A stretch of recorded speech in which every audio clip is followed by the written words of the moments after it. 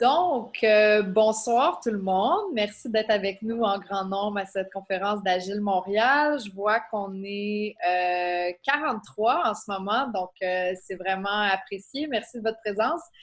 Pour ceux qui ne me connaissent pas, je me présente. Mon nom, c'est Annie Brissette. Je suis coordonnatrice des opérations pour Agile Montréal depuis cet automne. Si vous avez l'habitude de venir aux événements mensuels, vous m'avez sûrement déjà croisé à la Maison Notman. Puis pour tous les autres, bien, enchantée. En fait, ça me fait plaisir de vous rencontrer virtuellement. Comme vous le voyez, pour cause de pandémie, toutes nos activités pour le moment ont été transposées en mode virtuel.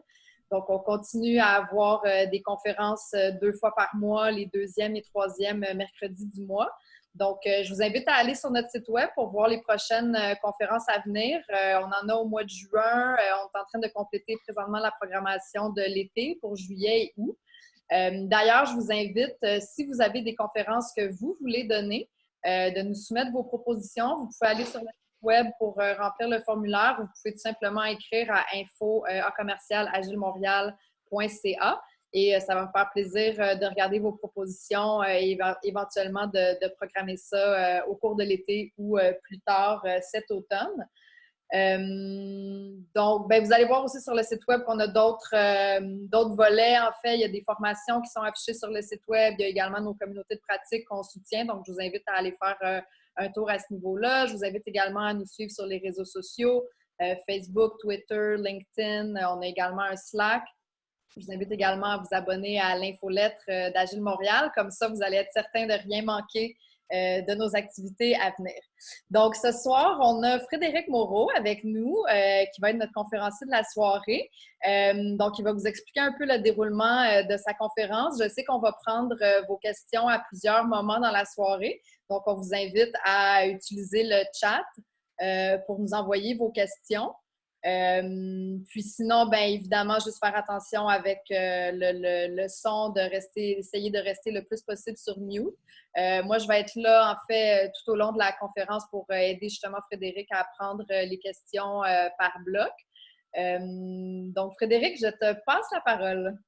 Merci Annie, puis bonjour tout le monde, puis merci d'être avec nous ce soir. Il fait un beau soleil dehors, donc je salue votre dévouement à la cause ou en tout cas à l'intérêt que vous portez au sujet de ce webinaire. Le sujet aujourd'hui, c'est la gestion, le leader en fait agile. Comment est-ce qu'un gestionnaire peut passer d'une posture un peu traditionnelle de contrôle et commandement à une posture plus agile?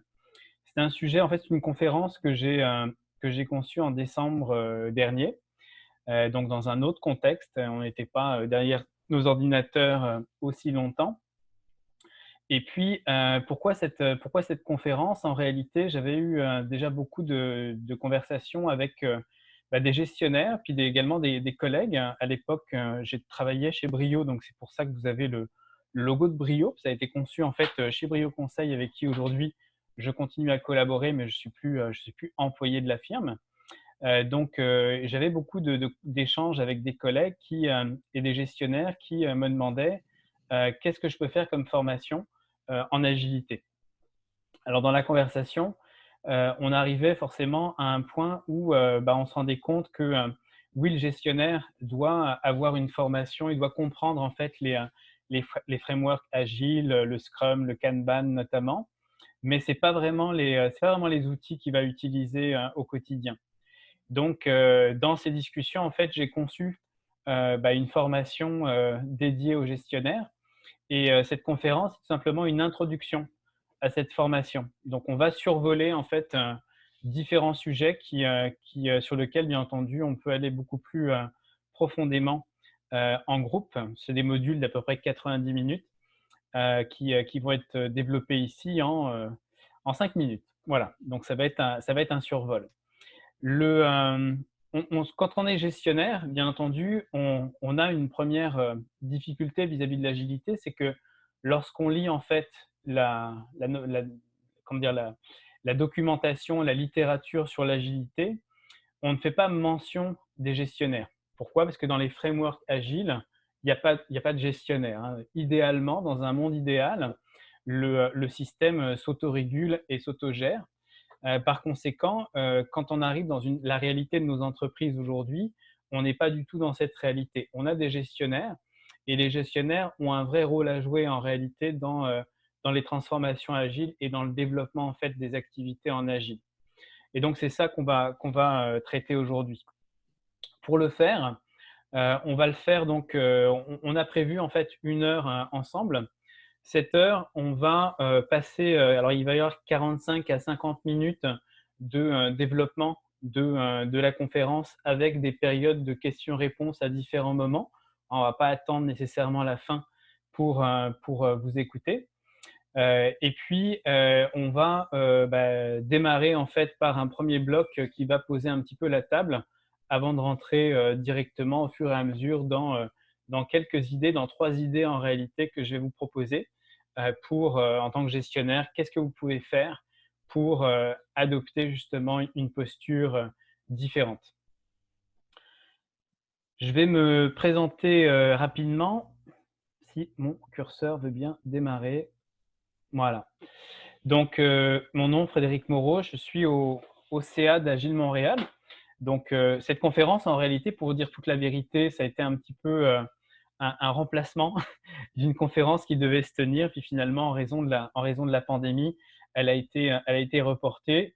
Et donc, j'ai proposé simplement de redonner cette conférence que je n'avais pas donnée en fait, dans le cadre d'Agile Montréal. Donc, l'élément, en fait, tout ce que je veux faire ressortir ici, c'est que oui, je suis coach agile organisationnel, mais pour concevoir cette conférence, je me suis appuyé sur plusieurs éléments. Le premier, bien entendu, c'est la littérature sur le management au sens large et sur l'agilité. Le deuxième, puis je dirais en grande majorité, ce sont mes expériences de coach agile avec des gestionnaires et aussi mon expérience de gestionnaire, puisque j'ai été gestionnaire pendant une quinzaine d'années dans différentes organisations en Europe et au Canada, ici à Montréal. Et donc, j'ai moi-même dû faire ce changement de posture, passer d'un mode assez en contrôle vers un mode agile. Donc je me suis beaucoup inspiré aussi de ma propre expérience pour mettre le doigt en fait sur plusieurs éléments qui sont des éléments qui peuvent être un petit peu douloureux pour un gestionnaire lorsqu'il fait cette bascule. Pour parler du gestionnaire, alors le gestionnaire, je vais commencer par dresser la table de manière assez simple. Un gestionnaire, ça vit et ça évolue dans une organisation. Donc, on va commencer par parler d'organisation. Qu'est-ce qui fait qu'une organisation comme IBM, 3M va pouvoir se transformer à différentes reprises avec succès pendant des dizaines, voire plus d'une centaine d'années dans le cas d'IBM, et que d'autres organisations vont au contraire échouer. Donc les Compaq, les blockbusters de ce monde qui ne vont pas réussir en fait à se transformer. La réponse, elle est peut-être en fait dans ce fruit qui est l'avocat, qui illustre bien un paradoxe qu'on va retrouver dans toute organisation, que ce soit au Québec ou ailleurs. Toute organisation est confrontée à un paradoxe qui est qu'on doit gérer d'un côté le noyau, à savoir le modèle d'affaires, donc l'excellence opérationnelle, c'est-à-dire exécuter du mieux possible ce qu'on est censé faire pour créer la valeur que l'entreprise a l'habitude de créer sur son marché.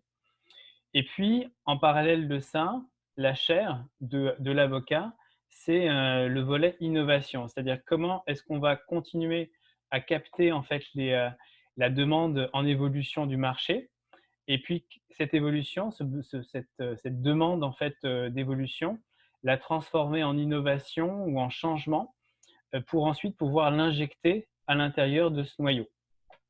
Quand j'ai commencé à travailler, il y a de ça plusieurs décennies maintenant, où je travaillais beaucoup j'étais en innovation. Je pensais en fait à tort qu'une entreprise grandissait par la chair. Je pensais qu'une entreprise grandissait en fait par son innovation. En réalité, je me suis rendu compte en travaillant avec beaucoup d'entreprises et en exécutant beaucoup d'activités d'innovation, qu'une entreprise, une organisation ne grandit que par son noyau.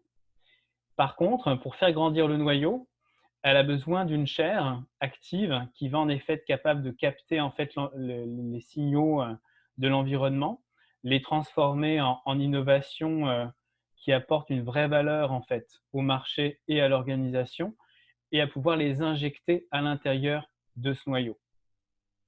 Ce qui veut dire que le gestionnaire, en fait, il vit un peu dans cet avocat. Et dans cet avocat, il y a 3 terrains de jeu pour un gestionnaire. Alors quand je vais parler de gestionnaire, en fait, pendant ce webinaire, juste pour préciser, je parle vraiment du gestionnaire qui a une responsabilité sur des humains. Donc c'est pas nécessairement, le gestionnaire de projet qui n'a pas de responsabilité directe sur des gens, non, qui n'est pas, un N+ de quelqu'un. Il y a aussi un rôle de gestion, mais on va le mettre un petit peu de côté, puis on va se concentrer vraiment sur le volet humain, en fait, de la gestion. Donc ce gestionnaire, il va évoluer dans cet avocat, il va évoluer à la fois dans le noyau et dans la chair. Et quand on regarde aujourd'hui la demande que les organisations font auprès de leurs gestionnaires, on peut considérer que le gestionnaire aujourd'hui est un gestionnaire multifacette. C'est-à-dire qu'il va devoir jouer sur différents terrains de jeu en même temps.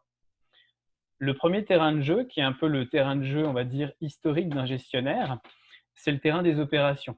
Pourquoi? Parce qu'un gestionnaire sert dans un premier temps à optimiser en fait un système qui est connu, et donc il est là pour savoir comment optimiser en fait ce système.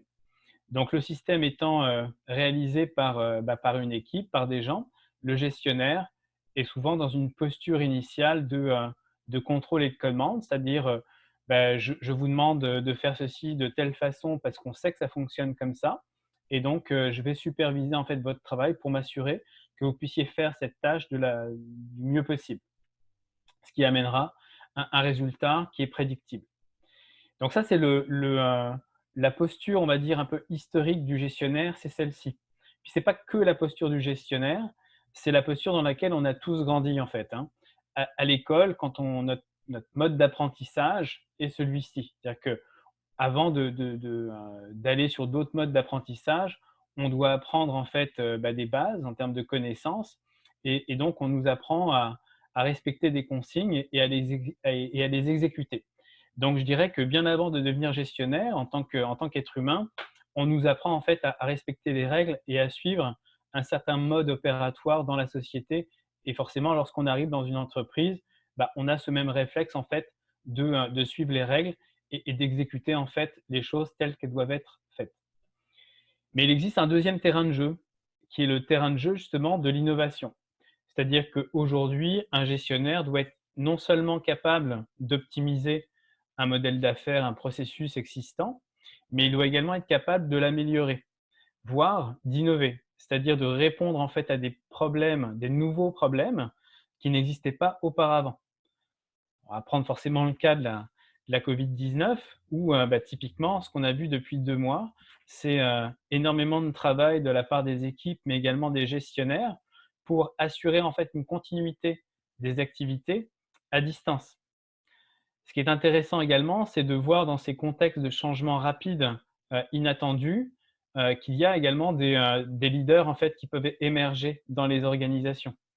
Donc quelqu'un qui était peut-être un peu invisible avant va se sentir plus à l'aise en fait dans une incertitude ou dans une capacité d'adaptation, et va pouvoir en fait démontrer davantage de leadership dans cet environnement. On peut avoir également l'effet inverse. Donc le gestionnaire aujourd'hui doit jouer au moins sur ces 2 tableaux, puisque on est dans un environnement qui change fréquemment, et aujourd'hui les gestionnaires doivent pouvoir fonctionner dans ces 2 environnements avec 2 cultures qui sont non seulement différentes, mais j'ai presque envie de dire diamétralement opposées. C'est-à-dire que sur le côté gauche, dans les opérations, mon postulat de base, c'est que je sais comment ça fonctionne, tandis qu'à droite, en innovation, je ne sais plus comment ça fonctionne, puisqu'on va justement explorer un nouveau terrain. Ce qui fait que ma posture, en fait, va complètement changer. À gauche, je vais pouvoir déléguer, contrôler, superviser, améliorer. À droite, je vais devoir lâcher prise, je vais devoir faciliter, et je vais devoir innover. Donc, faire confiance à l'équipe parce que je n'ai pas la réponse en tant que gestionnaire. Il existe un troisième terrain de jeu sur lequel le gestionnaire va également intervenir, qui est la liaison entre ces deux mondes.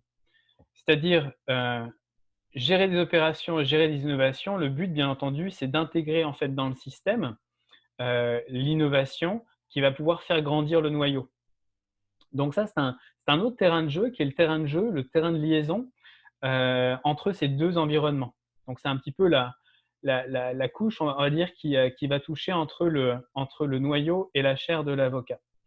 Donc dans ce contexte-là, dans ce terrain de jeu très spécifique, la posture du gestionnaire va être d'aider à intégrer en fait l'innovation à l'intérieur des opérations. Donc là, on parle plutôt de gestionnaire du changement, c'est-à-dire il faut anticiper, il faut anticiper les préoccupations des gens qui sont dans les opérations, tout en s'assurant qu'on est en train de livrer de la valeur pour les utilisateurs, pour les clients. Donc tout ça pour dire que la vie d'un gestionnaire n'est pas de tout repos, surtout en ce moment. Donc c'est pas facile. Donc la question, c'est bien entendu qui vient tout de suite à la suite de ça, c'est mais qu'est-ce que ça fait finalement? Qu'est-ce que ça doit faire en fait un gestionnaire concrètement? Alors moi, ce que je vous propose, c'est de résumer en fait le travail d'un gestionnaire sur 3 grands axes de travail. Le premier axe de travail du gestionnaire, c'est créer l'environnement propice pour que l'équipe fonctionne. Donc créer l'environnement propice, ça peut être, avoir un rôle un peu d'architecte, d'organisation, on va dire, des grands blocs organisationnels au niveau des équipes, mais c'est également s'assurer en fait que tous les bloquants qui empêchent l'équipe de livrer ce qu'elle doit livrer, c'est le gestionnaire qui bien souvent va s'occuper de débloquer ces bloquants-là. Pourquoi? Parce que l'équipe va pouvoir le faire dans une certaine mesure, mais on va être confronté souvent à des bloquants organisationnels et là, le gestionnaire a une position privilégiée pour régler ces bloquants-là. Deuxième axe de travail du gestionnaire, développer les équipes. Alors quand on dit développer les équipes, c'est bien entendu développer les compétences individuelles, mais ça va être beaucoup et de plus en plus développer les compétences collectives. Pourquoi? Parce que lorsqu'on est dans de la complexité telle qu'on la vit en ce moment, le travail d'équipe va fournir davantage de réponses à un problème complexe qu'un travail individuel. Ce qui fait que la performance en fait de l'équipe va être privilégiée par rapport à la performance individuelle. Donc le gestionnaire va devoir aller peut-être développer des nouvelles compétences pour voir comment est-ce que je peux développer en fait la performance d'équipe. C'était peut-être moins la demande qu'on lui faisait par le passé et c'est peut-être plus un sujet sur lequel il va devoir se pencher à présent. Et enfin, le troisième grand axe de travail du gestionnaire, c'est la diffusion de la culture. Le gestionnaire fait un peu office de liant entre les différentes personnes et les différentes équipes dans une organisation. Même si chaque équipe peut bien entendu avoir une culture un petit peu spécifique, parce que les individus sont différents et donc lorsqu'on regroupe en fait des personnes, on va développer aussi une culture propre. Et donc il faut reconnaître, il faut accepter en fait la diversité culturelle à l'intérieur d'une organisation. Mais ces équipes vont fonctionner dans un cadre général, dans un cercle, on va dire un grand cercle, qui lui a ses propres règles de fonctionnement. Et donc, les règles de fonctionnement se traduisent dans des comportements qui sont finalement la partie visible de la culture d'une organisation. Donc, le gestionnaire est là pour s'assurer que le système fonctionne aussi en fonction de cette culture et que je rappelle en fait régulièrement auprès de mes équipes le sens en fait de l'action de l'organisation, donc le sens plus large que uniquement le sens de l'équipe. Donc voilà un petit peu les trois grands axes de travail du gestionnaire aujourd'hui s'il veut fonctionner dans ces différents environnements. On va faire une petite pause à ce niveau-là. Je ne sais pas s'il y a des questions ou s'il y a des commentaires, Annie, parce que je n'ai pas de visuel sur le chat. Merci Frédéric. À date, je ne vois pas de questions, mais ceci dit, il n'est pas trop tard s'il y a des gens qui veulent préciser certains aspects des premières slides de Frédéric ou qui ont même des commentaires ou qui veulent nous partager quelque chose. N'hésitez pas, c'est le temps. Alexandre, je vais répondre à ta question. En fait, présentement, la conférence est filmée, donc on va la diffuser sur YouTube. Pour ce qui est de la présentation, on n'en avait pas discuté préalablement, mais peut-être que ce serait une possibilité que Frédéric partage sa présentation. Mais en tout cas, l'intégrale va être disponible sur YouTube. Sinon, il y a Julie qui nous demande peut-être donner des exemples pratiques. Oui. Ben, on va y venir puisqu'on va rentrer en fait dans trois exemples pratiques de choses qui font mal en fait en tant que gestionnaire. Et puis, comment est-ce qu'on peut justement travailler sur ces éléments-là? OK. Sinon, on a Étienne qui pose la question, est-ce que le gestionnaire fait partie de l'équipe? Alors oui, le gestionnaire fait partie de l'équipe. On va en parler un petit peu plus tard. C'est sûr que le gestionnaire, il fait partie de l'équipe, mais c'est également un électron qui va se déplacer en fait à l'intérieur de l'organisation et qui va faire partie de plusieurs équipes. Donc OK. le gestionnaire fait partie en réalité de plusieurs équipes, comme un collaborateur. Quelqu'un peut très bien travailler aussi simultanément dans différentes équipes. Vous pouvez être très bien dans une équipe projet et puis en parallèle travailler sur une équipe une équipe, on va dire, transversale qui va adresser un sujet transversal au niveau de l'organisation, donc qui n'est pas un projet de l'équipe et qui est un projet de l'organisation. Et donc ça, ce sont des cercles en fait de coopération qui sont différents, sur lesquels, bien entendu, les comportements attendus, les objectifs et même la culture peuvent être un petit peu différents. Donc, lorsqu'on travaille en fait dans différents cercles de ce type, bah, il est important justement de formaliser un petit peu les règles de fonctionnement, les objectifs qui sont attendus à la fois pour moi et pour l'équipe. Et puis, bah, comment est-ce qu'on fonctionne ensemble? C'est-à-dire, qu'est-ce qui va faire qu'on va avoir du succès ensemble ou pas? Mhm. On a un commentaire de Aide qui dit, à mon avis, le gestionnaire agit comme modèle pour les symboles de culture à promouvoir. Il me semble que la culture ne se diffuse pas. Donc, Alors, ton commentaire. ouais, ben oui, c'est-à-dire que bah, quand j'utilise le mot diffuser, c'est en effet démontrer en fait, démontrer la culture, puis en parler. Mais en effet, le premier élément, c'est un élément bah, faut montrer l'exemple. Donc c'est sûr que s'il y a un certain comportement qui est attendu de la part des employés d'une entreprise, le gestionnaire doit pouvoir démontrer ce comportement. Je vais prendre un exemple. Euh, une entreprise, aujourd'hui, de plus en plus d'entreprises d'ailleurs font ça. Elles traduisent en fait dans des comportements la vision ou la mission ou en tout cas l'élément culturel qui est attendu de la part de ses employés. Pourquoi? Parce que le comportement est une façon très pratique d'exprimer en fait une culture, parce que c'est un élément visible. Exemple, aujourd'hui, une entreprise peut dire vous devez être un joueur d'équipe. Et puis expliquer, donner des exemples, qu'est-ce que ça veut dire être un joueur d'équipe à l'intérieur de notre organisation. Le gestionnaire doit démontrer cette capacité à être un joueur d'équipe. Ce qu'on va voir un petit peu plus tard dans la présentation, c'est que ça, on appelle ça en fait les comportements corporate, ou en tout cas les comportements attendus d'une organisation. Pour être performant, il est possible qu'à un moment donné, je vais devoir avoir un comportement diamétralement opposé à ce comportement en fait général. Et c'est correct de le faire dans un certain contexte. On va revenir là-dessus en fin de présentation. Mais en effet, l'élément culturel est très important et le rôle du gestionnaire est très important là-dedans. Mhm. On a un commentaire et une question. La question, en fait, c'est est-ce que le gestionnaire doit être présent au day-to-day? Ça dépend du contexte. Si il n'y a pas de, il y a rien qui dit qu'un gestionnaire doit être présent chaque jour. avec son équipe. Il doit être présent quand l'équipe en a besoin. Donc, tout dépend du contexte. Ce qui est certain, c'est que la possibilité, la disponibilité du gestionnaire est quelque chose qui est très important. Et souvent, on a des feedbacks, en fait, des retours des équipes qui, dans certains cas, trouvent que leurs gestionnaires ne sont pas suffisamment disponibles.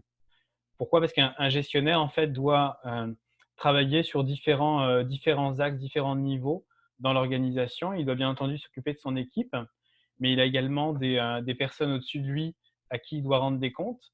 Et puis, il a également des collègues, des pairs avec qui il va devoir collaborer. Ce qui fait que le gestionnaire doit trouver en fait le bon équilibre en termes de disponibilité pour à la fois être disponible pour son équipe, pour les exécutifs ou ses propres gestionnaires et également pour ses collègues gestionnaires de manière à pouvoir collaborer. Mhm. Excellent. Si on a encore le temps, Joe avait une question. Il dit, on parle de plus en plus de leaders et de moins en moins de gestionnaires hiérarchiques. Y a-t-il des nuances? Oui, il y en a une très importante, c'est qu'un un leader n'est pas nécessairement un gestionnaire. Exemple, vous êtes, je ne sais pas moi, dans une équipe, admettons, à l'informatique et puis, vous vous intéressez énormément, à la gouvernance de la donnée ou à la gestion des données. Bon, vous pouvez très bien décider, l'idée, en fait, diriger une communauté de pratique sur le sujet de la valorisation des données ou de la gouvernance des données. Pour autant, vous n'êtes pas gestionnaire. C'est-à-dire que vous ne gérez pas, en fait, des gens, vous n'êtes pas responsable, du travail des gens avec qui vous travaillez dans cette communauté de pratique. Donc le gestionnaire, on parle souvent du gestionnaire comme un leader. Oui, c'est un leader parce que de facto, le gestionnaire doit être un leader et reconnu comme tel auprès de son équipe. Mais des leaders existent bien au-delà du rôle de gestion. D'ailleurs, ma conviction personnelle, c'est qu'il y a un leader en chacun de nous. Il faut juste savoir dans quel domaine et qu'il faut pouvoir l'exprimer si on veut obtenir un maximum de satisfaction et de performance dans une organisation. Excellent. Si tu permets, on a une dernière question. Dans quel niveau dans l'organisation doit être le gestionnaire? Est-ce qu'il doit avoir autorité sur l'équipe? Alors, dans cette présentation, quand je parle de gestionnaire, puis on va en revenir là-dessus par la suite, c'est en effet quelqu'un qui a une autorité, une certaine autorité sur l'équipe. On va expliquer un peu plus qu'est-ce que j'entends par autorité, qu'est-ce que un gestionnaire a deux niveaux d'autorité auxquels il ne peut pas se soustraire vis-à-vis de son équipe. OK. Donc, c'était tout pour les questions pour le moment. Donc, je te laisse continuer, Frédéric. Ouais, je vais continuer, puis c'est ça. On a pas mal de matériel, donc on va aussi faire des petites pauses, mais on prendra un petit peu moins de questions avant la fin, où là, on aura beaucoup plus de temps pour échanger sur vos questions. Donc là, je vais vous présenter en fait 3 idées pour justement concrètement aider le gestionnaire dans son travail. La première idée, c'est que honorer nos erreurs nous permet de mieux célébrer nos succès. Alors, lorsqu'on est un gestionnaire et qu'on doit basculer dans un environnement plus agile, la première barrière en fait qu'on va rencontrer, c'est ce qu'on appelle la vulnérabilité. Bon. Qu'est-ce que ça veut dire? Ça veut dire plein de choses, mais cette vulnérabilité va s'exprimer sur un premier point qui est le droit à l'erreur. Comme on expliquait en fait précédemment avec l'avocat, on a grandi et probablement on est devenu gestionnaire dans un noyau où le droit à l'erreur n'est pas accepté. Pourquoi? Parce qu'on est dans un environnement d'exécuter en fait parfaitement un modèle d'affaires connu. Lorsqu'on passe sur un modèle d'incertitude en innovation notamment, on doit au contraire expérimenter, ce qui fait qu'on va devoir vivre en fait avec nos erreurs, nos échecs et surtout apprendre de ces erreurs. Donc le fait d'aller apprendre de ses erreurs et de reconnaître ses erreurs, ça n'est pas quelque chose de naturel chez la plupart des gestionnaires. Il faut dire les choses comme elles sont.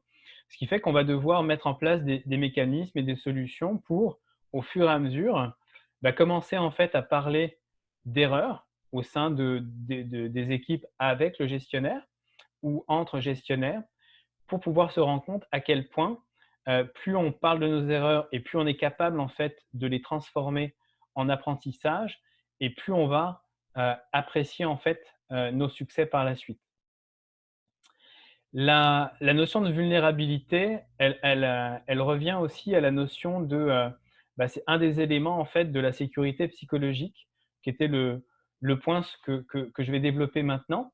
Alors il y a, plusieurs études, hein, qui ont été faites sur le sujet. Le terme sécurité psychologique date de 1990, donc pensez bien qu'il y a eu, plusieurs ouvrages d'écrits sur le sujet.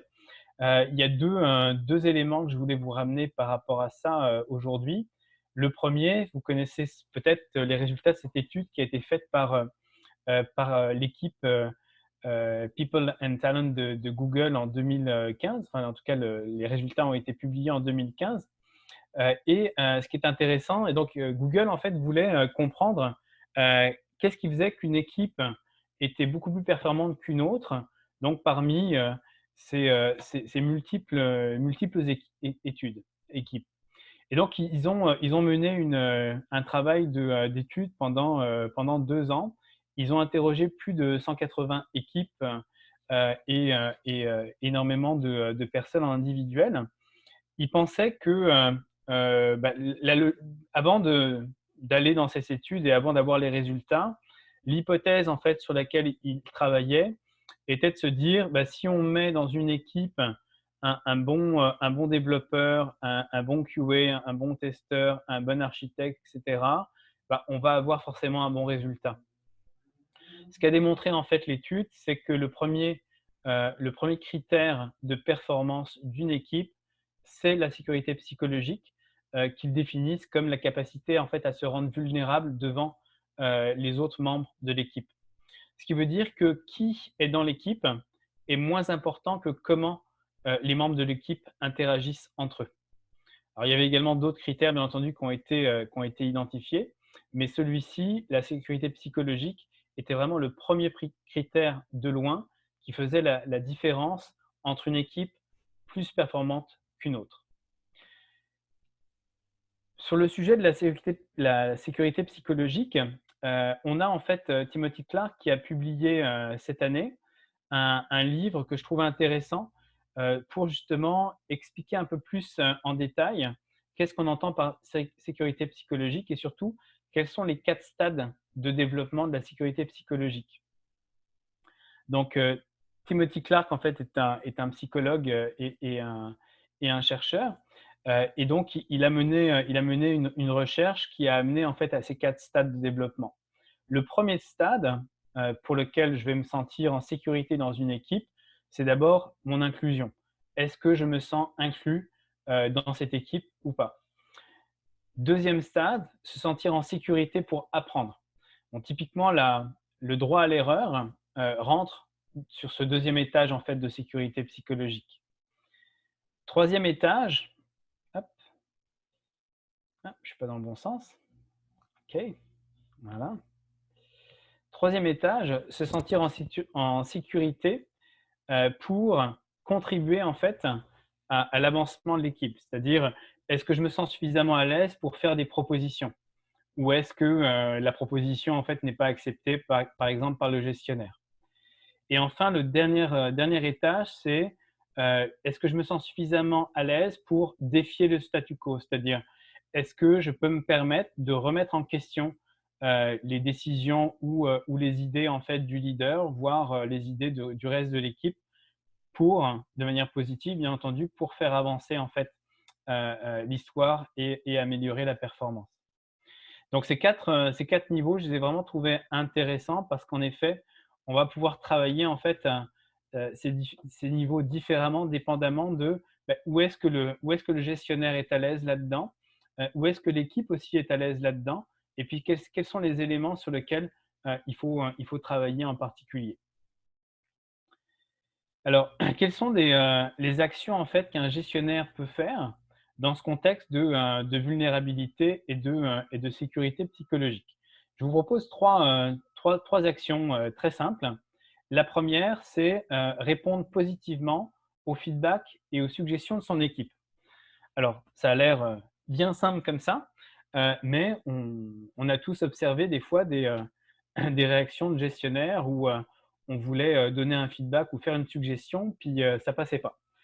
Donc, le gestionnaire doit faire un travail, en effet, pour accepter, déjà pour écouter en fait les feedbacks, accepter les feedbacks et les suggestions qui sont faites par les membres de l'équipe. Deuxième idée, encourager son équipe à remettre en question le statu quo. Donc, une fois qu'on a réussi à être à l'écoute du feedback et à écouter les suggestions, bah, il faut en fait commencer à inviter l'équipe à le faire. Donc, ça fait partie des règles de fonctionnement de l'équipe qui devraient être en vigueur dans une équipe qui performe bien. Et puis enfin, troisième idée, c'est de vraiment d'honorer ses erreurs et celles de l'équipe lors des rétrospectives, des post-mortem, parce qu'il y a beaucoup en fait d'activités dans la vie d'une équipe et d'une entreprise qui permettent de le faire. Donc, Ya on a voy, un, espérate, atiendo a tu hermano. Sal pues. on a un enfant sur la ligne. Voilà. Donc, donc ces activités-là, en fait, il faut justement privilégier, réserver un moment pour parler en fait des erreurs et donc des apprentissages qu'on a réalisés pendant cette activité. Voilà pour la première idée. Deuxième idée, pour les gestionnaires, c'est une idée aussi toute simple, c'est que le gestionnaire est au service de son équipe et non l'inverse. Enfin, il y a un exercice que j'aime bien faire quand je travaille avec des gestionnaires, quand je découvre, c'est que je leur pose une question, de savoir, je leur demande pour qui est-ce qu'ils travaillent. Faites l'expérience autour de vous, posez-vous vous-même la question, pour qui travaillez-vous? Bien souvent, vous allez avoir des réponses du type je travaille pour Michel, pour Chantal, qui sont mes N+1, ou ou je travaille pour telle direction, tel secteur de l'organisation, voire je travaille pour telle organisation. En réalité, on est d'accord qu'une entreprise, une organisation publique ou privée, travaille pour des destinataires à l'extérieur de cette organisation. Donc, ces destinataires, on peut les appeler des utilisateurs, on peut les appeler des clients, on peut les appeler autrement, mais le but d'une organisation, c'est d'apporter en fait de la valeur, de répondre à un besoin, à un problème que rencontre en fait un public. Et on a tendance en fait à avoir oublié cette notion-là. Et puis, j'ai peut-être une explication en fait. J'ai retrouvé un organigramme pas mal actuel en fait de ce qui se passe dans la plupart de nos organisations. On a tendance à gravir les échelons lorsqu'on rentre dans une organisation, surtout dans une grande organisation, ce qui fait qu'on perd un petit peu le sens de l'action de cette organisation et on perd le sens en fait du client. Donc, on pense travailler souvent pour un seigneur ou un noble ou éventuellement pour le roi, alors qu'en réalité, cette pyramide aujourd'hui est inversée. La question qu'on peut se poser, c'est qui est-ce qui fournit la valeur au client ou à l'utilisateur? On est d'accord que ce n'est pas le patron d'une entreprise qui va fournir directement cette valeur au client. La valeur est livrée par les gens qui sont sur le terrain. Donc, qui est-ce qui aide les gens à livrer de la valeur concrètement aux clients sur le terrain? Ce sont les équipes. Ce qui fait que les équipes sont au service des gens qui livrent la valeur aux clients directement sur le terrain. Les gestionnaires sont au service de leurs équipes qui vont aider les gens sur le terrain à livrer de la valeur. Le gestionnaire du gestionnaire est au service de l'équipe qui est au service des gens du terrain qui va livrer de la valeur au client. Alors, ça ne veut pas dire que les gens au-dessus vont pas contribuer à ce processus de création de valeur, mais le moment où cette valeur est créée, elle se fait, si on regarde cette pyramide, elle se fait tout en bas. Elle ne se fait pas tout en haut. Donc, cette notion de pyramide inversée, c'est un vrai sujet en fait, qu'il faut avoir avec les gestionnaires et les équipes, mais souvent les équipes en fait sont plus proches du terrain, donc plus en contact en fait avec la réalité du marché. Et donc il est important de rappeler en fait régulièrement la vision, la mission, le mandat en fait de l'équipe et de l'organisation pour assurer un bon alignement et surtout qu'on regarde dans la bonne direction. Je comprends que le gestionnaire, en fait, doit gérer à la fois comment dire, la qualité, le succès des livraisons de son équipe et assurer également un petit peu sa carrière en faisant plaisir un peu à son propre gestionnaire. Mais le système, en fait, peut rapidement se pervertir. Donc, se rappeler toujours de la question: pour qui est-ce qu'on travaille? Une organisation agile, elle fonctionne en équipe d'équipe. Ce qui fait qu'à l'intérieur de ce dispositif, on avait la question tantôt, il est où le gestionnaire là-dedans? Le gestionnaire, il est dans l'équipe, mais il va peut-être aller dans une deuxième équipe, qui est également une équipe sur laquelle il a un rôle à jouer. Donc, il va fonctionner à l'intérieur de l'organisation dans un périmètre qui va lui être propre. Oui, il fait partie de l'équipe, mais il fait partie de l'organisation. Donc, il n'est pas uniquement à l'intérieur de l'équipe, il est également dans un autre cercle qui est plus grand que le cercle de l'équipe. Quelques idées pour aider le gestionnaire là-dedans. Première idée, estomper les biais de pouvoir entre le gestionnaire et les membres de son équipe. Alors, quelle que soit comment dire, la qualité, j'allais dire, du gestionnaire vis-à-vis de son équipe. Et puis quand je parle de qualité, une façon en fait assez simple d'évaluer la qualité du gestionnaire, c'est de regarder en fait l'équipe. Une équipe performante, une équipe heureuse, une équipe qui est libre de la valeur, le gestionnaire a forcément en fait une influence là-dedans et donc il fait bien son travail. Il faut savoir qu'en tant que gestionnaire, il y a deux biais qu'on ne pourra jamais retirer en fait dans la relation de pouvoir que vous avez entre vous et vos employés, puisque là on va parler de ce terme-là. Le premier pouvoir que vous avez, c'est le pouvoir de licencier en fait quelqu'un. Et le deuxième pouvoir, c'est un pouvoir en fait d'augmenter son salaire ou pas. Hein, donc de le gratifier d'une manière ou d'une autre, que ce soit au niveau salarial ou autrement. Donc il y a ces deux pouvoirs qu'on ne peut pas en fait dissocier du rôle de gestionnaire vis-à-vis de son équipe. Quelle que soit la qualité de la relation, j'ai envie de dire, que vous entretenez vis-à-vis de votre équipe. Ce qui fait que les relations sont toujours un petit peu faussées. On peut travailler sur cet élément-là, on peut en effet le dire. Par exemple, lorsque j'étais gestionnaire, quand je me présentais en fait à une nouvelle équipe, la première chose que je faisais, j'expliquais en fait les deux seules raisons pour lesquelles je licencie quelqu'un et comment est-ce que vous pouvez obtenir de la promotion dans l'organisation. Donc ça permet de clarifier en fait le discours et d'éviter les jeux de pouvoir, même si on sait qu'ils seront toujours un petit peu là. Voilà, parce qu'on veut toujours faire plaisir à son gestionnaire. Deuxième idée, c'est faire confiance à son équipe et lui donner les pouvoirs dont qu'elle se sent capable d'assumer. Donc, c'est vraiment déléguer en fait du pouvoir à son équipe pour lui permettre de simplement gagner en confiance et montrer qu'on est avec elle dans sa capacité en fait à prendre elle-même des décisions. Troisième idée, veiller aux bonnes conditions de performance de l'équipe, c'est-à-dire est-ce qu'il faut inspecter bien entendu régulièrement le travail de l'équipe et surtout l'outcome, c'est-à-dire qu'est-ce que ça produit en fait comme résultat et veiller à ce que lorsqu'il y a des bloquants et notamment des bloquants organisationnels, le gestionnaire a un devoir en fait d'aider l'équipe à supprimer ces bloquants. Enfin, aider l'équipe à mesurer sa performance tant d'un point de vue individuel que collectif pour actionner les améliorations nécessaires.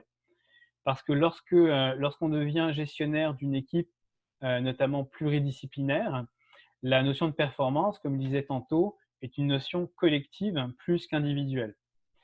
Et quand on parle de performance, bien entendu, il y a tout le système de gratification qui va enclencher derrière. Et donc, il faut définir une notion des KPIs, des indicateurs de performance qui mettent en valeur en fait, le travail de l'équipe, du collectif, plus que de l'individuel. Ça ne veut pas dire que l'individuel ne doit pas être mesuré aussi et récompensé individuellement, mais le collectif prend une place plus importante. Voilà pour la deuxième idée. Troisième idée, et puis après on reviendra sur les questions, Annie. Je vois qu'il y a des choses qui se passent dans le chat. Troisième idée, c'est les comportements sont des leviers à travailler pour changer de posture et diffuser la culture. Alors, nos comportements sont influencés par énormément de facteurs. Si je travaille chez moi et que j'ai des enfants en bas âge, ça va être plus compliqué de pouvoir gérer en fait mes rencontres à distance que si je suis bien tranquille dans un bureau ou éventuellement chez moi sans enfant dans une pièce isolée. Donc, on est influencé à la fois par notre environnement familial, personnel. On est aussi influencé par l'environnement organisationnel dans lequel on intervient. On est aussi influencé par nos propres préférences comportementales, parce qu'on a aussi des préférences comportementales qui sont naturelles en nous. Ce qui fait que les comportements, c'est un sujet assez compliqué.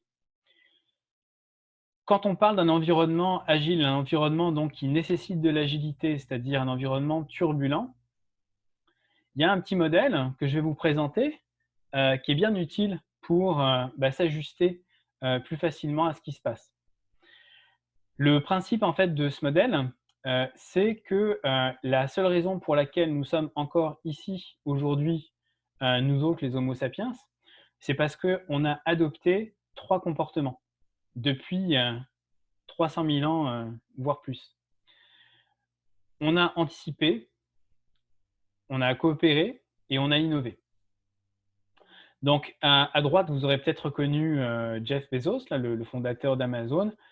À gauche, vous aurez peut-être pas reconnu un homme de Cro-Magnon. On peut l'appeler Joe, par exemple. Et puis, on peut imaginer que Joe était peut-être le leader d'un groupe d'hommes de Cro-Magnon, peut-être une douzaine ou une quinzaine d'individus, ce qui était déjà une belle tribu à l'époque. Ce que Joe a fait avec ses congénères il y a 45 000 ans, il a anticipé que lorsqu'il sortait de sa caverne, il y avait de fortes chances qu'il se fasse dévorer par une bête sauvage. Donc, qu'est-ce qu'ils ont fait? Ils ont coopéré, puis ils ont innové. Ils ont maîtrisé le feu, ils ont créé des outils, ils ont créé des armes pour pouvoir se protéger en fait de leur environnement et puis maîtriser leur environnement. Jeff Bezos, en début des années 90, il a fait exactement la même chose. Il a anticipé en fait que l'environnement était en train de changer, il y avait de la technologie qui arrivait, et donc il s'est dit tiens, il y a peut-être une opportunité en fait à aller chercher, et avec d'autres Homo sapiens, ils se sont réunis et puis ils ont créé une plateforme pour commencer à vendre des livres en ligne, et puis ça a grandi et on sait ce que ça a donné. Ces 3 grands comportements, donc l'anticipation, la coopération et l'innovation, sont des comportements en fait de survie initialement, mais ce sont des comportements en fait de performance dans des environnements turbulents, des environnements qui changent rapidement. Ces comportements-là, on les a oubliés. On les a oubliés, pourquoi? Parce que on est dans un environnement où on s'est créé en fait un confort, on a tellement maîtrisé notre environnement qu'on a oublié en fait cet environnement turbulent. Par conséquent, surtout en ce moment, il faut se réapproprier en fait ces trois comportements. Et pour le faire, il y a un petit modèle que je vais vous présenter. Et ce petit modèle, en fait, il dit que sur chacun de ces 3 grands comportements, on appelle ça des leviers, il y a 2 comportements ou plutôt 2 modes d'action qu'on va pouvoir activer plus ou moins dépendamment du contexte. Pourquoi? Parce que le principe, c'est qu'il n'y a pas de bon ou de mauvais comportements. Il y a uniquement des bons comportements dans un contexte donné ou des comportements inadaptés dans un contexte donné. Et donc, chacun de ces comportements, on va pouvoir le suractiver, l'activer normalement ou alors carrément le fermer, c'est-à-dire le sous-activer. Rapidement, dans l'anticipation, on a un comportement en fait émotionnel, intuitif, donc qu'on appelle l'intuition. Donc, notre capacité en fait à réagir intuitivement de manière pertinente à un contexte. On rentre dans une salle de réunion, on sent qu'il se passe quelque chose, automatiquement, je vais adopter une certaine posture. Je l'ai fait intuitivement, j'y ai même pas réfléchi. À l'inverse, de manière rationnelle, l'anticipation s'appelle la planification, la capacité à planifier, anticiper, imaginer les conséquences des actions avant de les poser. En coopération, d'un point de vue émotionnel, c'est la capacité d'entraide en fait qui va être privilégiée.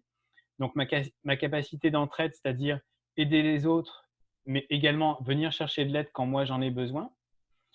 Et puis de manière rationnelle, c'est notre capacité à nous coordonner, donc à nous synchroniser, à fluidifier l'action pour pouvoir faire en sorte que le système fonctionne.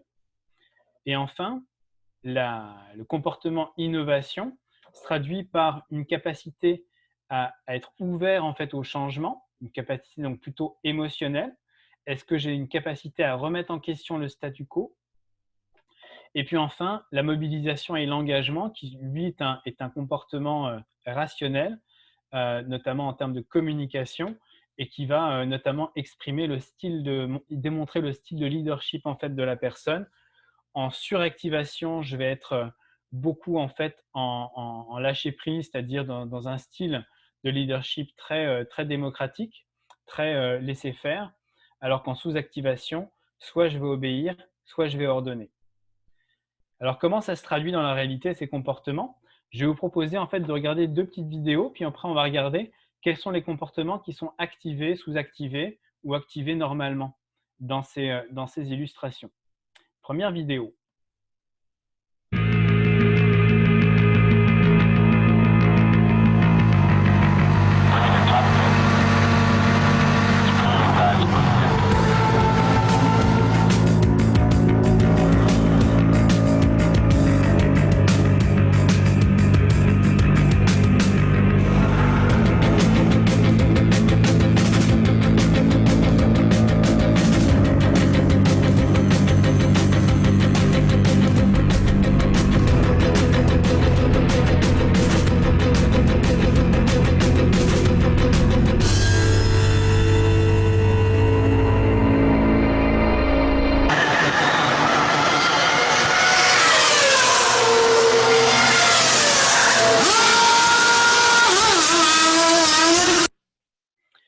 Voilà, dans cette première vidéo, qui est d'ailleurs une publicité pour une montre suisse dont je ne ferai pas la publicité aujourd'hui, quels sont les comportements en fait qu'on peut observer?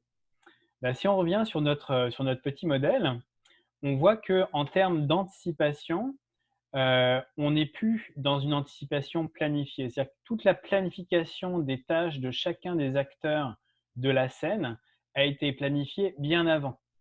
Donc, dans cette action-là, on n'a plus de planification. On est en exécution en fait d'un plan qui a été designé avant.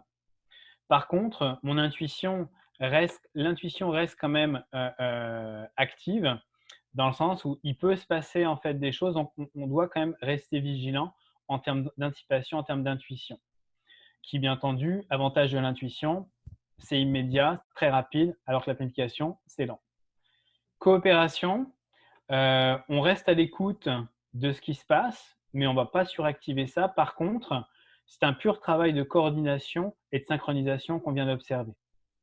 Et enfin, l'innovation, il y a 0 innovation dans tout ce qu'on vient de voir. On n'est pas là pour se dire, tiens, si jamais je changeais que 3 roues au lieu de 4, peut-être que ça irait plus vite, ou que je mettais 3 vis au lieu de 4. Non, on n'est pas là pour imaginer une nouvelle solution, on est là pour exécuter un système parfait. Par contre, bien entendu, pour arriver à ce résultat, on a innové, on a cherché les solutions, mais pas dans l'exécution. Deuxième exemple de vidéo que je vous propose maintenant. Jean, extrait on d'un a un film. problème qui devient préoccupant, c'est le dioxyde de carbone. Le gaz carbonique n'est plus assez filtré dans le module. On a 5 épurateurs dans le LEM, prévus pour 2 hommes pendant 1 jour et demi. Je viens de le dire à Les notre choses sont médecin. montées à l'indice 8 déjà. Si jamais ça dépasse 15, on a le jugement perturbé, des pertes de conscience et un début d'asphyxie du cerveau. Et les épurateurs du module de commande? Ils ont des cartouches carrées. Et celles du LEM sont rondes. Ça se voit qu'on fait partie du secteur public. C'est un concours de circonstances qu'on n'aurait jamais pu envisager. Ces taux de gaz carbonique sont devenus toxiques. Messieurs, il ne vous reste qu'à trouver un moyen de faire entrer une pointe carrée dans un trou rond. Rapidement. Bon, écoutez tout le monde. Ces messieurs de l'étage au-dessus nous ont posé une colle et il n'est pas question de sécher. Il faut trouver un moyen de faire entrer ça à l'intérieur d'un trou fait pour ça. En se servant uniquement de ça. Faites travailler vos ménages. D'accord, Étalez-moi tout ça. fabriquons-le. Et on ferait bien de mettre beaucoup de café en route. Tout se passe comme si les vapeurs mortelles intoxiquaient littéralement les astronautes à chaque bouffée d'air On qui se leur manie le train. La NASA aurait la situation. Ramassez-moi ça. Attention, attention. Allez vite, faites gaffe, on s'en. C'est quoi ça? C'est ce qu'ils doivent faire. J'espère que vous avez un mode d'emploi précis. Oui, le voilà.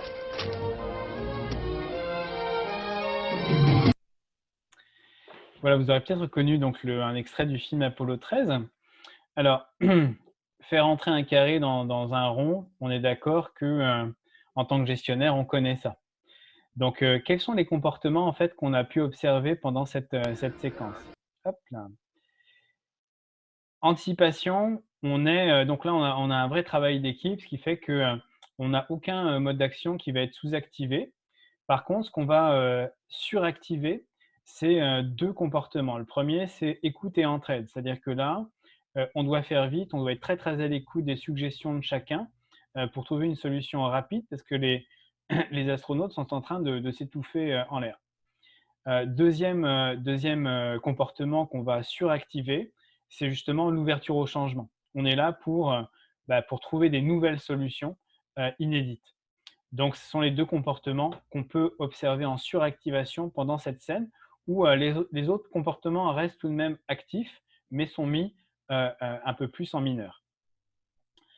Un exemple concret, en fait, dans une organisation, parce qu'on va revenir quand même sur notre sujet, dans une entreprise paragouvernementale au Québec, où j'étais confronté, en fait, il y avait un enjeu de priorisation des produits sur lesquels l'organisation devait investir.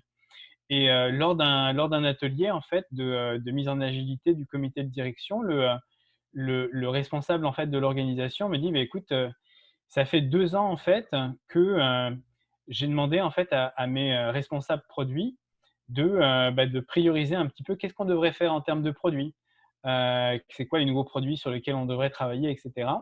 Et je n'obtiens pas en fait satisfaction». Donc, ce qui s'est passé en réalité par la suite, c'est que le comité de direction m'a expliqué en fait qu'est-ce qu'ils avaient fait. Et bon, cet enjeu de priorisation, d'abord, est assez fréquent dans les entreprises, puisque là, on parle en fait de développement logiciel avec d'un côté des priorités à donner à l'infrastructure et de l'autre des priorités à donner aux produits. C'est un cas très, très fréquent. Donc, qu'est-ce que le comité avait fait? Ne voyant pas en fait, n'ayant pas obtenu satisfaction des responsables produits, eh ben, le comité s'était dit: bon, bah, nous, on va s'occuper du problème en fait. On va récupérer le problème et on va le régler nous-mêmes.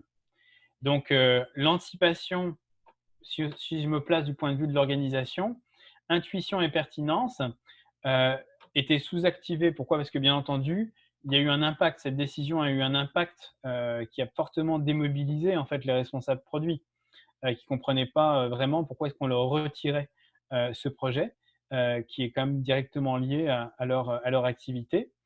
Et puis en innovation, donc il y a eu une suractivation de la capacité en fait de ce groupe à innover et donc à prendre les rênes en fait d'un sujet sur lequel un comité de direction en principe n'a pas à intervenir, en tout cas pas à prendre directement le projet.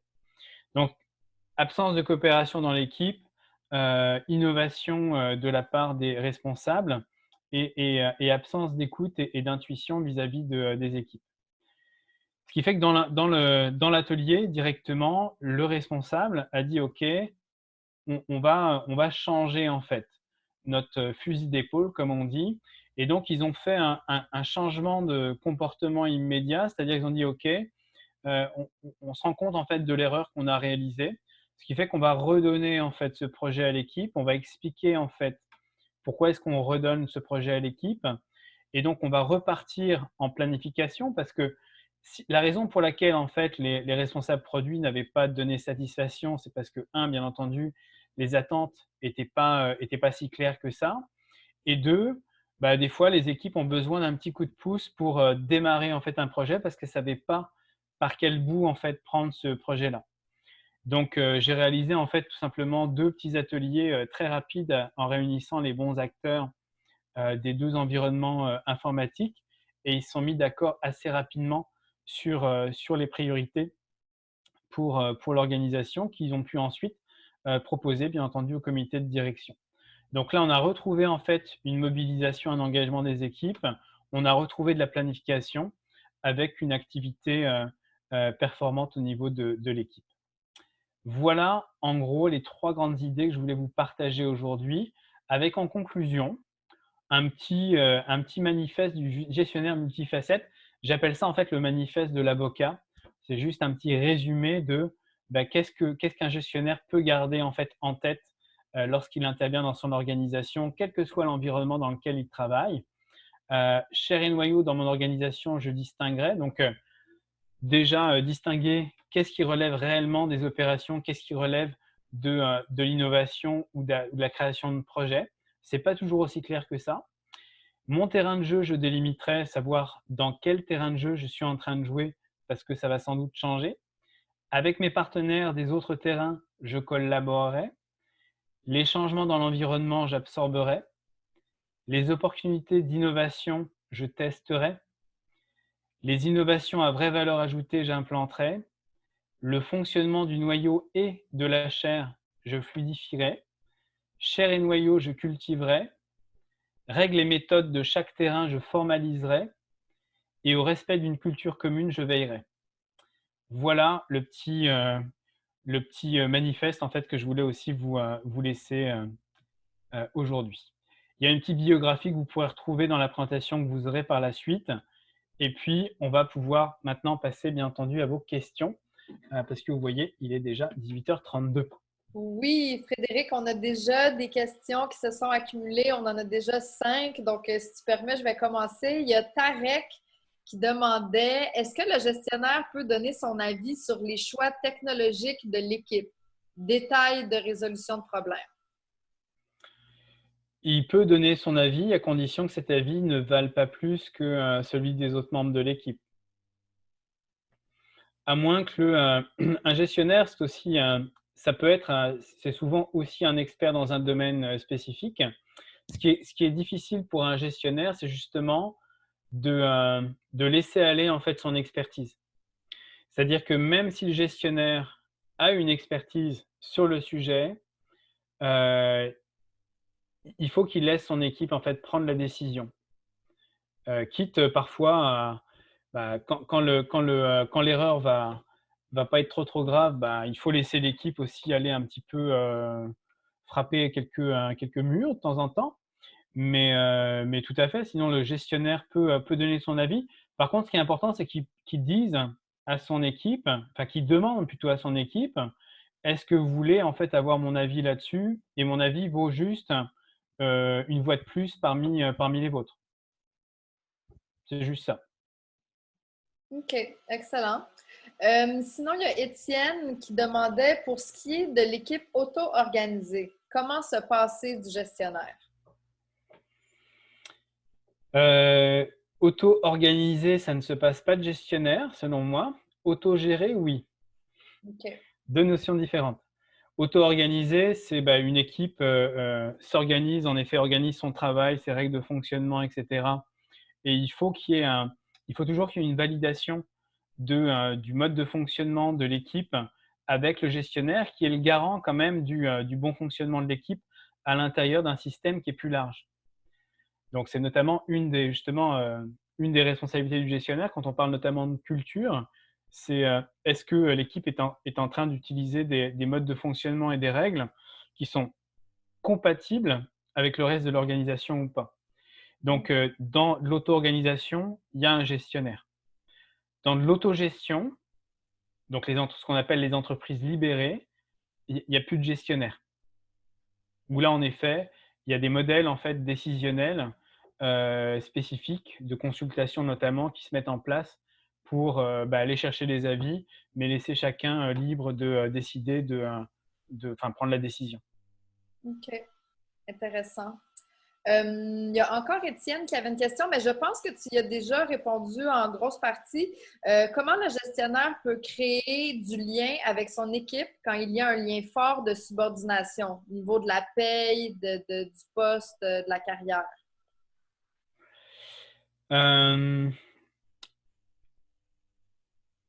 Première chose, c'est que, comme je l'évoquais un petit peu tantôt, je pense qu'il faut adresser le sujet, il faut en parler ouvertement.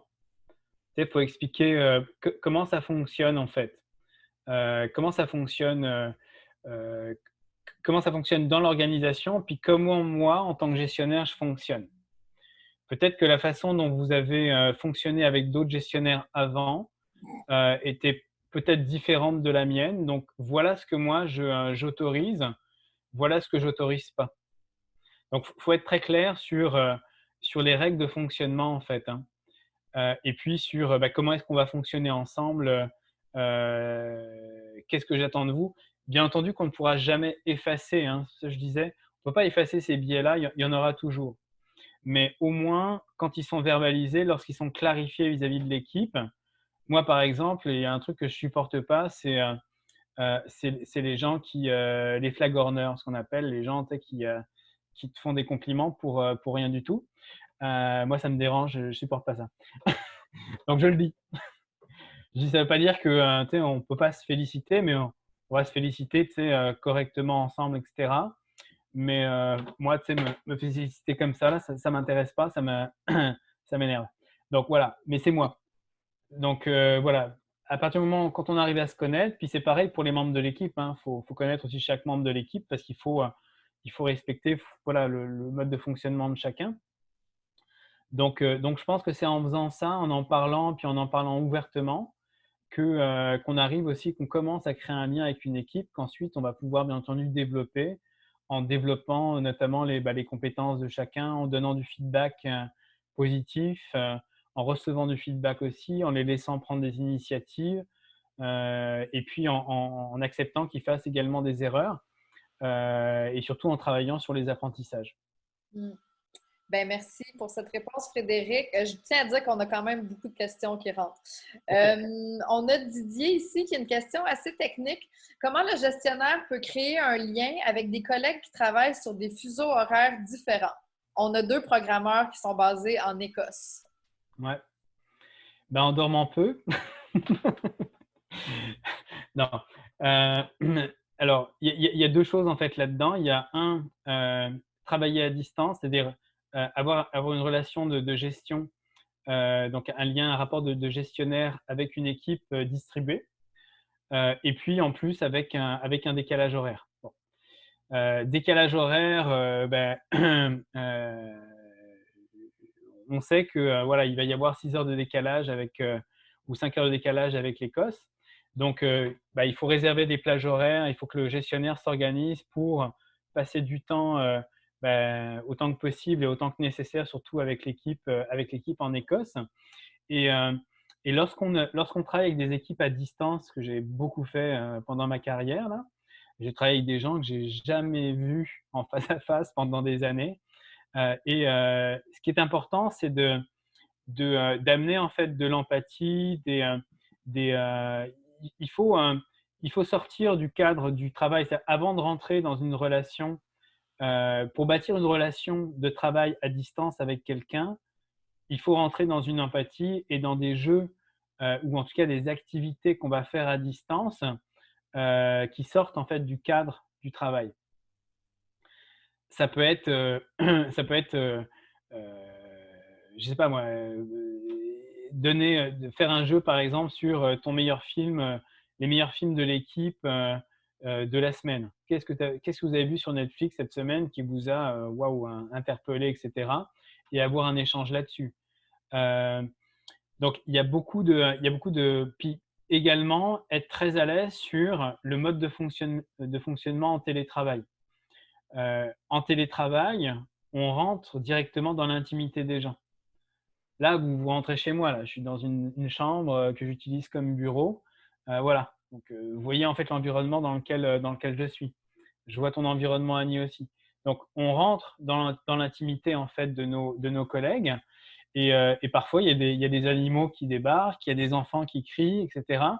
Et puis, il faut l'accepter, puis il faut le reconnaître. Et puis, il faut faire des petites pauses. Voilà. S'il y a un enfant qui arrive, bah, OK, parlons-en, comment il va, etc. Donc, il faut aller, il faut pas rester en fait sur du transactionnel, il faut être sur de l'humain. Excellent. Merci, Frédéric. On a un autre participant qui posait la question. Donc, est-ce qu'un Scrum Master est aussi une sorte de gestionnaire?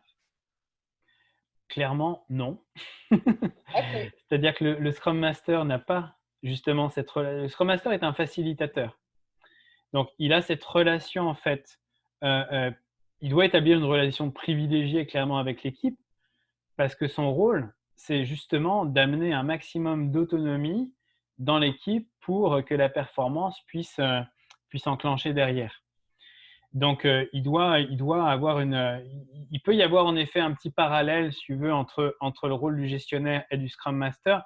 Le Scrum Master est encore plus intime avec l'équipe parce que le Scrum Master vit avec l'équipe tous les jours. Ce qui fait qu'il doit en effet avoir une excellente connaissance de chaque membre de l'équipe et surtout de la dynamique de l'équipe. Mais ça n'est pas un gestionnaire. Le Scrum Master n'a pas le pouvoir de licencier quelqu'un, n'a pas le pouvoir de recruter quelqu'un, n'a pas le pouvoir d'augmenter quelqu'un, etc. Même si peut-être que dans un système de performance en collectif, bah, il va être une des personnes qui va donner un feedback sur la performance du groupe et sur les performances individuelles. OK. Ben, merci pour ta réponse. Ici, on a une question aussi assez précise. Comment créer de la confiance à l'équipe si en voulant stimuler celle-ci, on leur donne plus d'autonomie et de responsabilité, mais qu'ils aimeraient mieux être dirigés avec précision sur tout? Le mode agile leur crée de l'anxiété et donc une perte de confiance en eux. Je ne sais pas si tu comprends la question. Oui. Ben, je comprends, c'est dans le sens où il y a… puis c'est souvent le cas au démarrage d'équipes agiles en fait, dans des organisations, parce qu'on oblige en fait des gens à fonctionner en mode agile alors qu'ils ont fonctionné peut-être 5 ans, 10 ans, 20 ans avant sur un autre mode. Ce qui fait que ça peut être très déstabilisant de dire d'un seul coup, bah, écoute, c'est toi qui décides, fais ce que tu veux, etc. Donc, il faut amener en fait l'équipe. D'abord, il faut interroger l'équipe sur, OK, comment vous vous sentez là-dedans? C'est quoi vos préoccupations par rapport à ce mode de fonctionnement? Qu'est-ce que vous avez compris du mode de fonctionnement? Comment est-ce que vous voudriez en fait fonctionner pour aller vers ça? Mais pas passer de A à B comme ça là. Dans certaines équipes, il y a un besoin en fait d'avoir cette transition vers un mode de fonctionnement beaucoup plus autonome. Et il y a des gens qui n'aiment pas ça, hein, clairement. Donc, moi, ça m'est déjà arrivé dans des équipes de proposer aux gens de dire, écoute, si tu veux, tu peux, si vraiment tu es très, très mal à l'aise alors que tous les autres membres de l'équipe sont déjà plus loin que toi, peut-être qu'on peut te déplacer dans une autre équipe qui va redémarrer. Puis là, tu vas pouvoir rattraper le processus. Donc, il n'y a pas de règle absolue, mais ce qui est certain, c'est que il faut y aller de manière progressive et re-questionner le sens de l'action. Est-ce que vous avez compris pourquoi on doit faire ça? 2, c'est quoi votre niveau de confort avec ça? Et donc, comment est-ce que je peux vous aider à être à la bonne place pour démarrer vers? J'espère que ça répond à la question. Excellent. Merci, Frédéric. On a une question ici de Chloé qui dit: avez-vous un ou deux conseils pour un gestionnaire qui fonctionne comme un gestionnaire multifacette, mais qui semble être seul à fonctionner de cette façon à travers ses pairs, voire même avec la vice-présidence? Tous les exemples que je connais, ils se sont fait mettre dehors. Parce qu'en fait, si c'est pas compatible, ça fonctionne pas. C'est-à-dire que puis j'ai été un de ces gestionnaires un jour. Hein. C'est-à-dire qu'à force de secouer le bateau pendant 6-7 ans, à un moment donné, c'est bon, là, tu te fais mettre dehors. Là. Mais bon, tu le fais en connaissance de cause. Après, c'est une question de choix. Là. Mais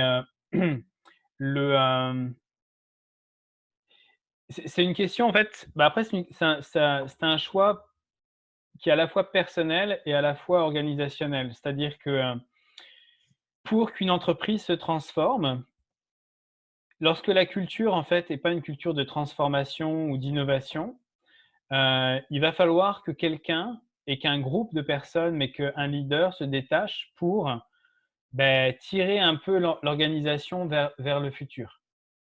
Ce qui fait que c'est forcément un rôle qui est rarement viable à long terme, hein, pour être tout à fait honnête. Mais si on estime que ça va aider l'organisation et que ça va aider les dirigeants pour en effet déclencher en fait des prises de conscience puis faire avancer les choses, c'est suffisamment gratifiant pour le faire. Donc oui, quand on est dans ces postures, on est à la fois sur exécuter un modèle d'affaires. Une fois, je me suis même retrouvé à diriger les opérations d'une entreprise où j'avais tout transformé, l'organisation, les produits, etc. Ce qui n'est pas du tout mon profil. Moi, je ne suis pas un gars d'opération, mais je l'ai fait parce que y avait personne qui se sentait à l'aise de diriger les opérations dans cette transition. Mais je l'ai fait en sachant que ça ne durait pas très longtemps. Un, parce que moi, ce n'est pas mon profil. Deux, l'organisation, je savais que c'était mon dernier mandat. Voilà, parce que c'est pas dans mon rôle de voilà. Au bout d'un moment, il faut lâcher il faut donner cette responsabilité. Enfin, voilà, il faut redonner en fait à César ce qui appartient à César. C'est-à-dire que c'est pas notre entreprise, puis c'est bien correct. Donc voilà, ça se termine souvent comme ça. Mais après, chacun doit le doser dans l'environnement dans lequel il fonctionne. Je pense que c'est un conseil en soi là, que tu viens de donner. Sinon, on continue, on a vraiment beaucoup de questions. On a Fatima qui demande: en coaching, comment accompagner un gestionnaire command and control pour qu'il devienne plus flexible et faire confiance à son équipe? Approche de coaching, j'ai envie de dire classique, à savoir c'est quoi la réalité du gestionnaire? C'est quoi ses objectifs? De quoi est-ce qu'il est super fier? C'est quoi ces trois derniers accomplissements là du mois ou de la semaine passée? C'est quoi les trois problèmes ou les trois enjeux qu'il a rencontrés et qu'est-ce qu'il aimerait changer? Si tout fonctionne bien, bon, il y a pas de coaching possible, hein. S'il n'y a pas d'objectif d'amélioration ou de changement, il n'y a pas de coaching. Ce qui fait que le travail initial va être parfois d'ouvrir les yeux en fait au gestionnaire sur un contexte. Souvent, c'est une prise de conscience qui se fait de manière un peu systémique en fait dans l'environnement du gestionnaire pour identifier avec lui, enfin plutôt lui faire identifier les enjeux systémiques de l'environnement. Peut-être que des gens en interne, des gestionnaires ou des clients à l'externe rencontrent en fait des problèmes qui ne sont pas résolus et que ces problèmes-là, il a le pouvoir en fait de les régler. Donc c'est amener en fait cette prise de conscience qui va déboucher en fait sur un souhait de changement, un souhait d'amélioration qui va se traduire par un objectif de coaching. Et puis à partir de là, dès qu'il y a un objectif, voilà, on peut commencer le travail. Excellent, merci. On a une question ici de Hammer qui dit: est-ce qu'il est possible que le gestionnaire réalise les tâches de l'équipe, soit pour résoudre des problèmes ou même des tâches planifiées d'avance comme un membre de l'équipe. Qu'est-ce que tu penses de ça? Ben après, tout dépend du contexte. Là, c'est sûr que dans une petite entreprise, une petite organisation, un gestionnaire va souvent mettre les mains dans le moteur, contrairement à une grande organisation où ça va rarement être le cas, sauf en cas de crise. Je dirais que le cas le plus fréquent, puis là où ça fait peut-être le plus de sens pour un gestionnaire d'intervenir directement, c'est dans la gestion de crise en fait. Où là, en effet, il faut revenir en fait aux commandes. C'est un peu comme un capitaine d'un navire là. Il y a un équipage qui ça tourne bien, mais s'il y a vraiment une grosse tempête, puis et que l'équipe en fait a besoin d'aide, bah là il faut être plus vigilant, puis il faut venir prendre la barre. Mhm. OK, ben, c'est excellent. Ici, on a un cas très précis. Je ne sais pas si tu peux aider France qui pose la question. J'ai une petite équipe dont 2 personnes sont des loose cannons. Ils ont tendance à s'enligner dans toutes sortes de directions sans focus. Je suis donc plus en command and control, mais effectivement, ça ne plaît pas à l'équipe. Comment la gestion agile peut m'aider? Quels trucs mettre en pratique? Y a-t-il des trucs reliés au télétravail, période de confinement et gestion agile? Bah déjà, la question que je me pose, c'est pourquoi est-ce qu'ils sont comme ça? Est-ce qu'ils ont toujours été comme ça ou est-ce que c'est le nouvel environnement en télétravail qui fait ça? Et est-ce que ce nouvel environnement a plutôt eu tendance à exacerber ce comportement-là ou plutôt à le ralentir? Parce que dépendamment forcément de tout ça, les solutions vont pas être les mêmes, mais peut-être ce que je pourrais dire un petit peu vite comme ça là, c'est la première question, c'est poser la question à l'équipe, c'est bah, leur faire prendre conscience que je vais vous est-ce que vous voulez que je vous partage une, tu sais, je vais partager une rétroaction sur ce que j'observe, feedback sur observation de l'équipe, voilà ce que je vois. Est-ce que vous voyez la même chose que moi? 2, est-ce que vous pensez que est-ce qu'on va chercher de la performance de cette façon? Oui? Non? Qu'est-ce qui est bon là-dedans? Qu'est-ce qui est pas bon là-dedans? Et donc 3, c'est quoi l'objectif de changement qu'on peut se fixer? Parce que là, c'est pareil, c'est s'il y a pas de si cette équipe n'est pas consciente du problème, alors je comprends en effet sa réaction qui est de dire: «Bah, dans ce cas-là, je vais aller directement sur du command and control». Peut-être qu'ils ont des besoins aussi dans cet environnement-là, hein. Peut-être qu'ils sont pas suffisamment matures pour être auto-organisés. Donc Mmh. ils ont peut-être besoin au départ de se faire dire quoi faire et puis au fur et à mesure, il va falloir lâcher la corde avec eux. Donc il faut re-questionner en fait le mode de fonctionnement de l'équipe, de quoi est-ce qu'ils ont réellement besoin et qu'est-ce qu'elle peut apporter en fait à l'équipe dans ce contexte. Mhm. France, justement, disait ils ont toujours été comme ça. OK. Et ben, c'est des comportements qui sont ancrés, ce qui fait que ça va être en effet un peu plus tough là de changer ça. Mais il faut mettre ça en relief, puis leur faire prendre conscience que voilà comment vous fonctionnez par rapport à d'autres équipes avec lesquelles j'ai travaillé. Est-ce que vous avez le même sentiment ou pas? Ils sont peut-être même pas conscients de ça, ou peut-être qu'ils le font délibérément, je ne sais pas. Mhm. Ouais, c'est un cas particulier. Ouais. On a encore quelques questions. Je vois qu'il est 7h moins 7, donc on a peut-être le temps pour 2-3 questions encore. Ouais. On a Hammer, encore une fois, qui dit « Le succès, c'est d'aller d'échec en échec sans perdre son enthousiasme. Est-ce que le gestionnaire doit assumer l'échec de l'équipe? » Ah bah le gestionnaire, comment dire? Le résultat du gestionnaire, c'est ce que l'équipe produit. Donc, si l'équipe gagne, c'est un petit peu grâce au gestionnaire. Si l'équipe perd, c'est à cause du gestionnaire, hein. C'est comme un coach sur le terrain, hein. OK, si l'équipe gagne, c'est ça. Donc, oui, c'est sûr que il doit complètement assumer ça, y compris donc laisser aussi l'équipe faire des erreurs, même si moi, ça m'est déjà arrivé de laisser des équipes faire des erreurs alors que je savais très bien qu'ils allaient frapper un petit mur là, mais c'était pas des murs trop méchants parce qu'on sait que c'est une façon très efficace en fait d'apprendre. Mm. Excellent. On a ici Imen qui demande bonjour, comment gérer l'agilité quand un projet implique l'intervention de différentes équipes externes qui ne travaillent pas à la même vitesse ou n'ont pas les mêmes priorités? Eh bien, ce sont des cercles différents. Donc, c'est là où il faut commencer à jongler. C'est-à-dire, quand on gère en fait plein d'équipes, il faut apprendre à connaître en fait le mode de fonctionnement de chaque équipe, de chaque cercle. S'assurer bien entendu que le mode de fonctionnement des différentes équipes est compatible entre eux et vis-à-vis de l'organisation. Et ça prend, voilà, ça prend du temps. Donc, mais c'est s'intéresser de manière authentique, j'ai envie de dire, au travail des équipes, à leur façon de fonctionner, à reconnaître en fait où est-ce qu'ils en sont, de quoi est-ce qu'ils ont besoin, parce qu'il peut y avoir une équipe qui a un stade de maturité, de démarrage et qui ont besoin en effet de se faire dire quoi faire, quand, etc. Et c'est bien correct.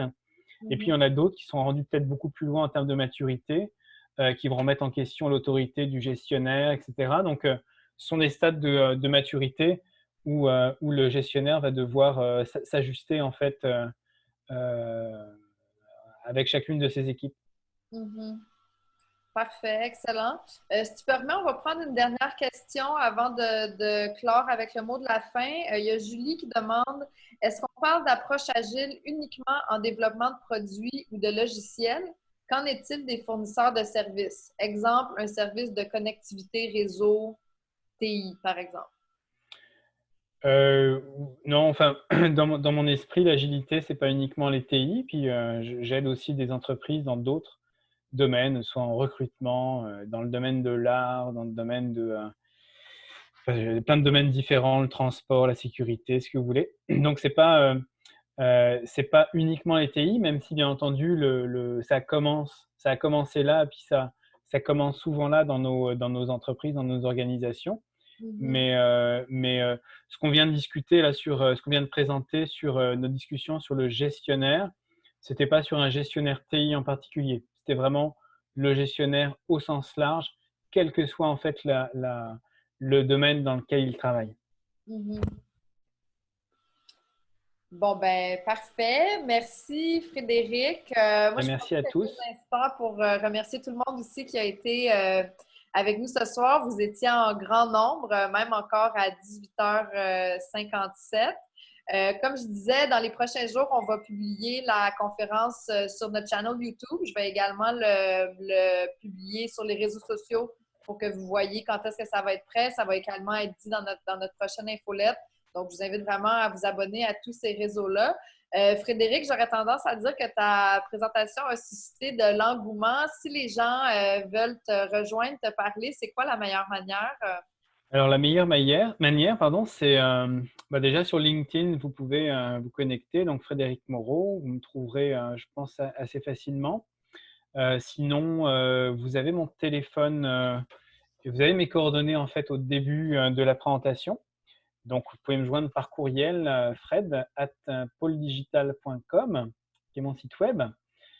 Et puis, j'ai également laissé mon cellulaire pour ceux qui veulent me lâcher un texto ou m'appeler. Parfait. Donc, tout le monde a accès à ça. Donc, encore une fois, merci Frédéric. C'était vraiment intéressant de t'écouter, puis de t'écouter répondre aussi aux questions des gens de la communauté. Donc, on se refait ça quand tu veux. Merci beaucoup, Annie, pour ton aide. Et puis, merci à tout le monde pour votre présence et profitez du beau temps. Excellent. Donc, bonne soirée tout le monde et on se revoit au mois de juin pour d'autres conférences. Merci, au revoir.